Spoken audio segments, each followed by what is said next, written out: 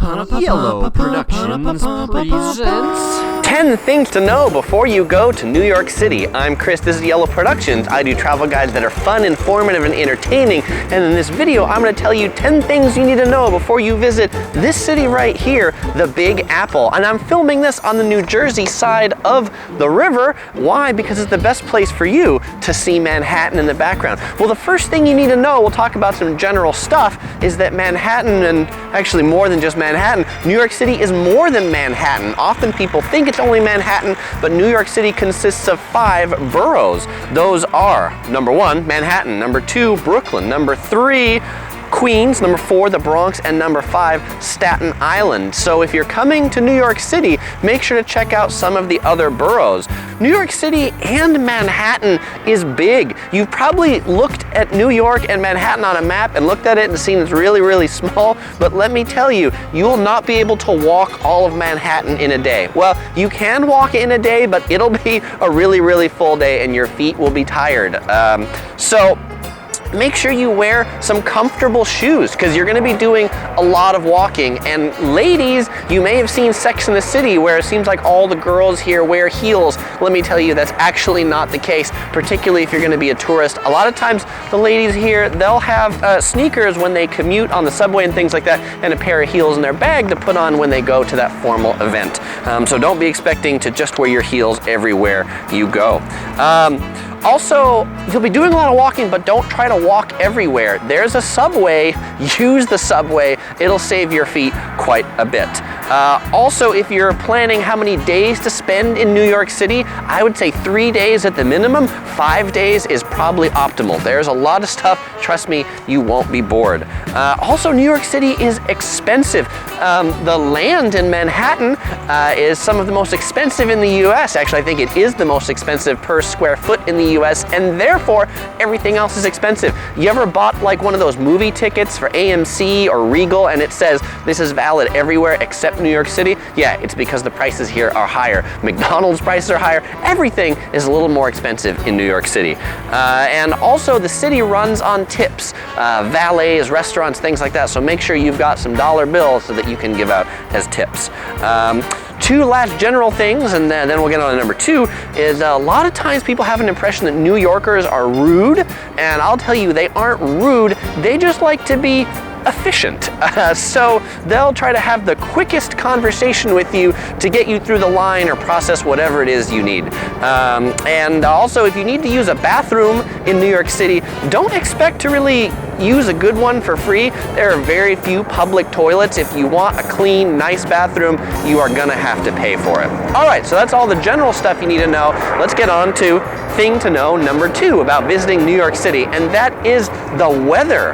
And the weather in New York, well, there's probably, I'd say 8 months out of the year, it's chilly, and actually it's chilly right now, so I'm gonna put on my jacket. Okay, that's much better. New York can be really cold because there's a lot of water around here. It gets really windy, and that wind off the cold water, really cold. So make sure you bring, if you're coming in those 8 months of cold weather, you bring some warm clothes. You'll want a fleece, a jacket, you'll want layers because you're gonna be in and out of buildings and the subway. The subway may be hot, the buildings may be hot, but outside it may be cold. So have layers so you can take those things off. Also, if you're coming in the winter, make sure to bring some rain boots because it rains here a lot, and when it snows and it gets rain, then the space between the sidewalk and the street just becomes these giant puddles. And so you won't want fabric shoes, you'll want leather shoes or something that's waterproof, so if you step in a puddle, your feet aren't soaking wet and you're not miserable the rest of the time.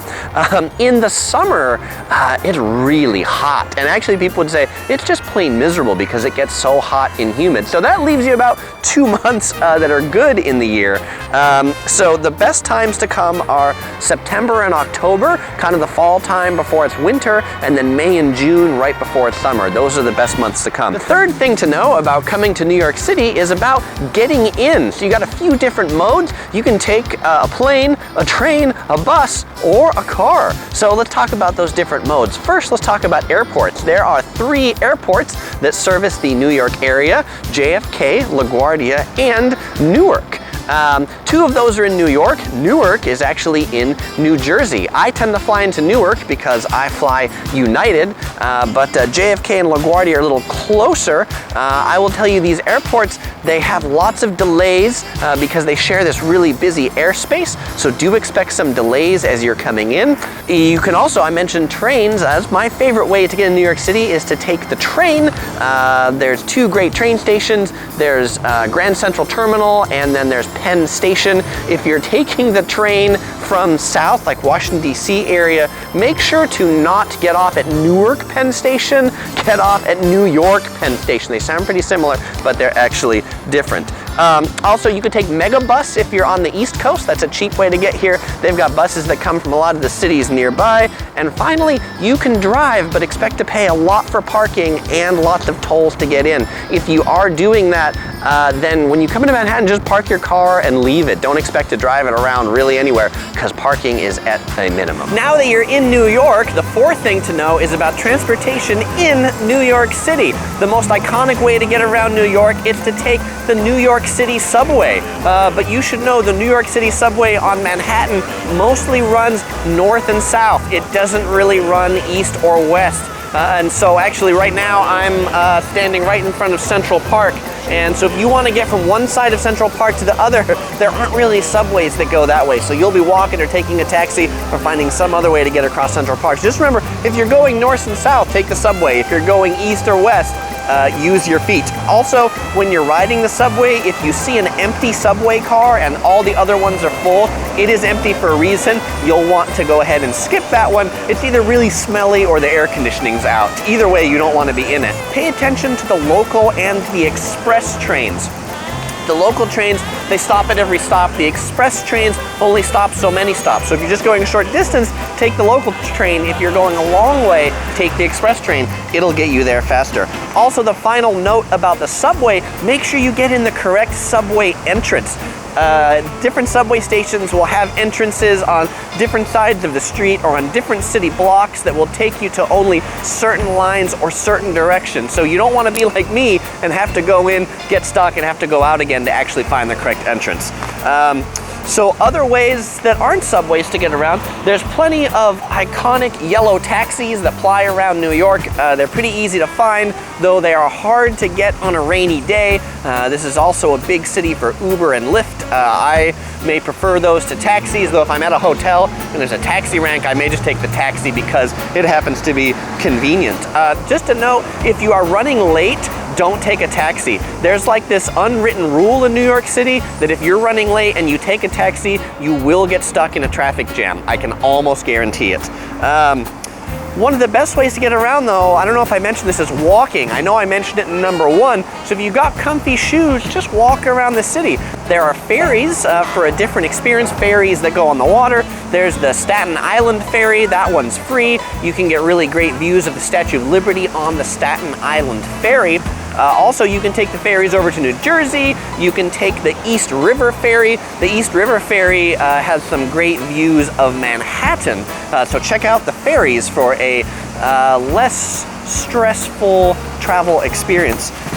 Also, if you want to ride a bike, there's this program in the city called City Bike, C-I-T-I, as in City Bank. There are 10,000 bikes and 600 stations. You can download the City Bike app, C-I-T-I Bike app. It's $12 a day to rent those bikes, hop on, hop off. And the final note I want to mention to not take are the bus tours. I would skip the bus tours. It's pretty easy to get around yourself. The sites are fairly packed in, so I don't think you need a bus tour. The fifth thing to know before you visit New York is about Times Square. It's crowded, chaotic, dazzling, and overpriced. Yes, everything in Times Square is quite expensive. Manhattan, some of the highest rents in the world, but Times Square, probably the highest and most expensive real estate. But you've got to come here if you're here in New York, if nothing for all the light up signs. It is a pretty neat place to be, particularly because everybody's seen this place on New Year's Eve. This is where the ball drops. It drops on that building right up there. You can actually see the 2017 ball up at the top. I mean, it's really small, but trust me, it's up there. And so what's there to do in Times Square? Well, the one thing you don't want to do is you don't want to eat. I mean, unless you want to eat at McDonald's, all the restaurants in Times Square really overpriced, just like everything here. I think the coolest thing to do in Times Square, back here behind me, it's the TKTS booth, and they've got this little staircase up there. You can climb up on that staircase. You can get great views of Times Square down below. How much time are you going to spend in Times Square? Well, it depends how long you're going to be taking selfies of yourself. But once you get here and spend 10, 20, maybe even 30 minutes just admiring the lights and things like that, the glitz, then it'll probably be time to go and explore the rest of New York. The sixth thing you need to know before you visit New York is about Broadway shows, or just shows in theater in general. So of course there's a street called Broadway, and that's where the most famous plays, musical theaters are. But if you're buying a ticket, or you want to buy a ticket for those, book well ahead of time. Many shows are really popular. Hamilton is probably the most famous right now, and you better book your tickets months ahead of time if you want to get a seat. So what do you do if you didn't buy a ticket ahead of time? In Times Square, there's a TKTS booth. They sell like 50% off discount tickets. You can also find a lot of discount tickets now online. I'll also suggest to you that there's a number of off-Broadway shows and off-Broadway shows. So don't just be limited to the ones on Broadway. Those might be the most expensive and the most glitzy, but check out some of the ones that are just off-Broadway. One of my favorites that's off-Broadway is a show called Avenue Q. It's a musical with puppets. It is not kid-friendly, so definitely the adults on that one. Also, I really love The Book of Mormon. If you haven't seen The Book of Mormon, I would recommend that one #1, and then Avenue Q #2. The seventh thing to know before you visit New York City is about the parks. First, we'll start with Central Park. This park right behind me, actually not behind me, it's the park that I'm in, Central Park.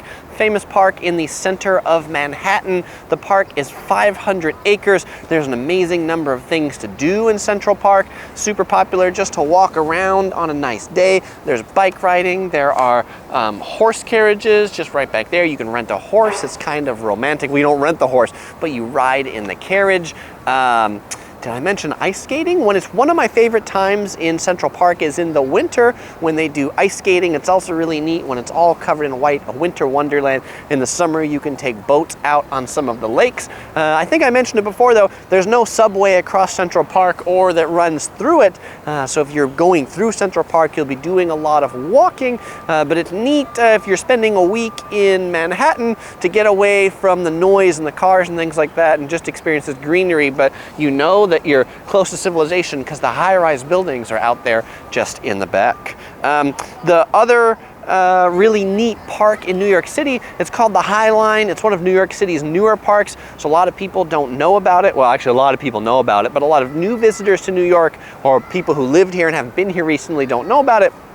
It is a disused portion of elevated rail line that's been converted into a linear park. I've got a video on the High Line. You can click here for the info card or on this side, wherever it shows up, or find the link in the description below to watch it at the end after you're watching this one. But it's a really cool attraction. If you're gonna go visit the High Line though, don't visit it on weekends because it can be super, super busy down in Chelsea, but it's pretty neat on a weekday when it's not overly packed. The eighth thing to know before you come to New York City is about the Big Apple attractions. Yes, New York City has many big attractions, so some of the things you won't want to miss while you're here is the Statue of Liberty. But if you're going to the Statue of Liberty, make sure to book ahead of time.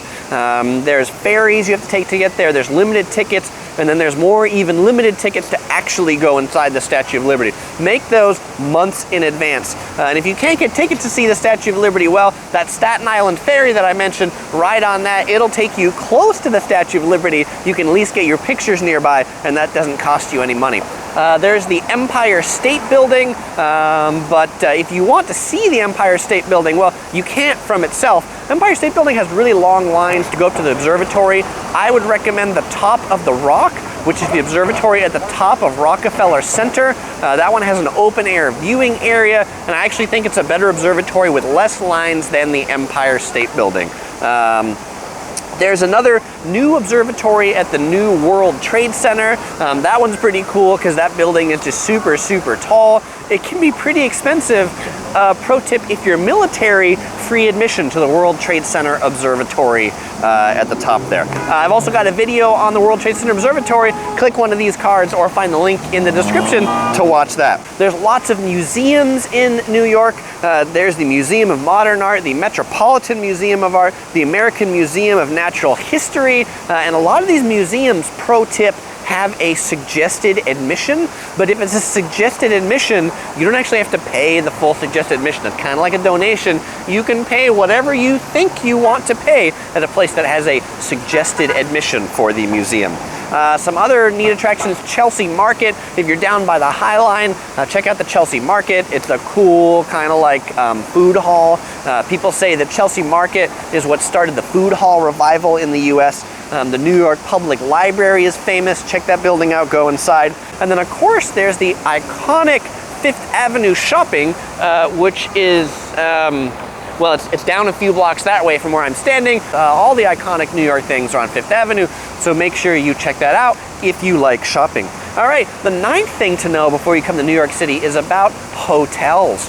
And so earlier I said hotels, not just hotels, but everything in New York City is really expensive, including the hotels. Hotels here charge way more than anywhere else in the US, and often you don't really get a very good value just because it is so popular to come here. If you want to save some money, then don't stay on Manhattan. Stay in some of the outer boroughs, Queens, Brooklyn, Staten Island. You could even stay in New Jersey and take the PATH trains into the city. I've done that before, it's pretty easy. If money is no object, I will tell you the Park Hyatt, which is just 1-2 blocks away from where I'm standing, is quite amazing. I've got a video review on the Park Hyatt. You can click one of these cards over here to check that one out. Park Hyatt normally runs for like $750 a night, but if you got Hyatt points, you can book it for free with Hyatt points. Also, the JW Marriott Essex House, it's right here by Central Park as well. That often has points reservations. If you want to stay in Times Square, I'm a Marriott guy. A lot of people hate the Marriott Marquis. I actually kind of liked it when I've stayed there. It's cool if it's your first time to New York City to actually stay in Times Square in the center of all the activity. Marriott Marquis is like a few thousand rooms. It's one of the biggest Marriotts there is, but it really does feel in the center of the action. Okay, the 10th thing you need to know before you come to New York City, and this is the last item, is about food. Oh, Chris, how could you wait till 10 to mention food? But I'm not ending without talking about food. So, New York City is a foodie city. And of course, one of the most famous things to eat in New York City is the pizza, New York pizza, famous around the world. Pizza by the slice, pizza by the whole pie. Definitely make sure you eat plenty of pizza while you're here. Some of the best whole pizza places, there's Lombardi's in Little Italy, and then there's Grimaldi's in Brooklyn underneath the Brooklyn Bridge. If you go to those places, make sure you take a friend because you can only get a whole pizza at those places. There's plenty of other pizza by the slice places in the center city. Check those out. Make sure when you get the pizza by the slice that you put on Parmesan cheese, garlic powder, chili peppers, and oregano. Those kind of 4 toppings, classic in New York pizza by the slice establishments. Also, New York City has a lot of food carts, and I'll tell you, for the most part, you should avoid the carts. They can be pretty sketchy, but the Halal Guys has a pretty cool cart, and the lines are often really long for the Halal Guys, so check that one out. Look it up on Yelp. They've got thousands of reviews, and the Halal Guys really is that good. New York City is also famous for pastrami sandwiches. Katz's Deli, famous place for pastrami. Get a pastrami sandwich on Rye. Also, a great place for food is in Chinatown. Chinatown has great Chinese food. There's this place that has a bunch of locations in New York, but they have it in Chinatown too, called Xi'an Famous Foods. Chinese foods from Xi'an, spicy noodles. Check that out. Also, check out the dumplings. Bagels are pretty popular in New York City. Get some bagels with lox. Also, New York hot dogs. If you want to try a New York hot dog, definitely skip the carts, but stop by this place called Gray's Papaya. They've got a few locations in Manhattan, but they do hot dogs and papaya juice. So get yourself a hot dog and papaya juice from Gray's Papaya. That'll probably be one of the cheapest things that you eat when you're here in New York. And finally, make sure you get some New York cheesecake. That's right. All right, well, hey, I hope you enjoyed this video. If this was your first time watching my channel, please click here to subscribe so that you don't miss any of my new videos every weekend. Or you might follow me on Facebook, Twitter, or Google+, links in the description below, or click here and here to watch some of my other videos from New York. You'll find links to those in the description below as well. All right, bye-bye.